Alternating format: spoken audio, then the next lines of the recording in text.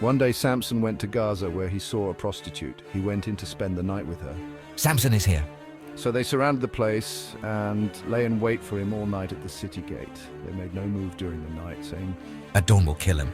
But Samson lay there only until the middle of the night. Then he got up and took hold of the doors of the city gate, together with the 2 posts, and tore them loose, bar and all. He lifted them to his shoulders and carried them to the top of the hill that faces Hebron.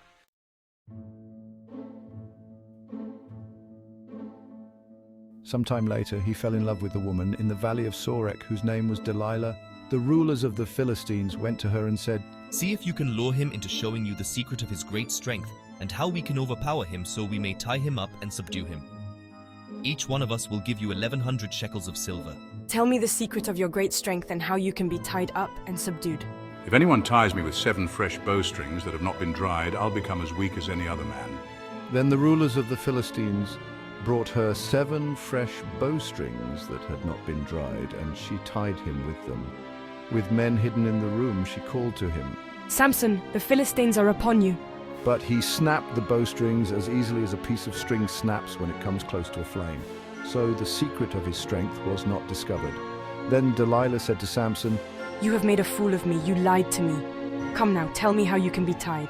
If anyone ties me securely with new ropes that have never been used, I'll become as weak as any other man. So Delilah took new ropes and tied him with them. Then with men hidden in the room, she called to him. Samson, the Philistines are upon you. But he snapped the ropes off his arms as if they were threads. Delilah then said to Samson, All this time you have been making a fool of me and lying to me. Tell me how you can be tied. If you weave the 7 braids of my head into the fabric on the loom and tighten it with the pin, I'll become as weak as any other man. So while he was sleeping, Delilah took the 7 braids of his head, wove them into the fabric, and tightened it with the pin. Again she called to him. Samson, the Philistines are upon you. He awoke from his sleep and pulled up the pin and the loom with the fabric. Then she said to him, How can you say, I love you, when you won't confide in me? This is the 3rd time you have made a fool of me and haven't told me the secret of your great strength. With such nagging, she prodded him day after day until he was sick to death of it. So he told her everything. No razor has ever been used on my head because I've been a Nazirite dedicated to God from my mother's womb. If my head was shaved, my strength would leave me, and I would become as weak as any other man.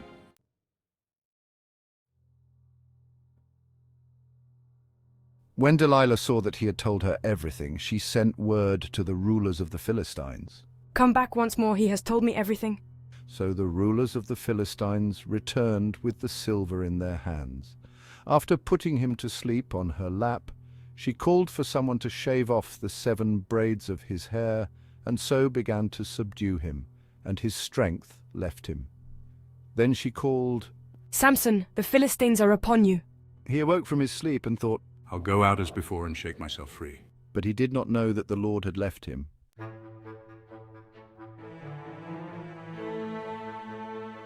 Then the Philistines seized him, gouged out his eyes, and took him down to Gaza. Binding him with bronze shackles, they set him to grinding grain in the prison. But the hair on his head began to grow again after it had been shaved.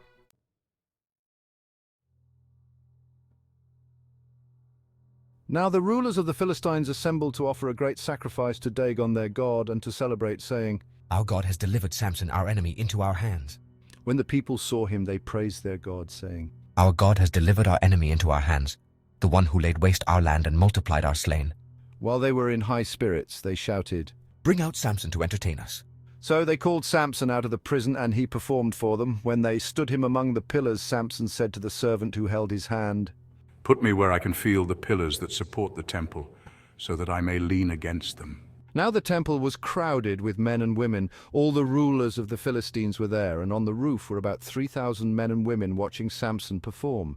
Then Samson prayed to the Lord, Sovereign Lord, remember me, please God, strengthen me just once more, and let me with one blow get revenge on the Philistines for my 2 eyes. Then Samson reached toward the 2 central pillars on which the temple stood. Bracing himself against them, his right hand on the one and his left hand on the other, Samson said, Let me die with the Philistines. Then he pushed with all his might, and down came the temple on the rulers and all the people in it. Thus he killed many more when he died than while he lived. Then his brothers and his father's whole family went down to get him. They brought him back and buried him between Zorah and Eshtal in the tomb of Manoah, his father. He had led Israel 20 years.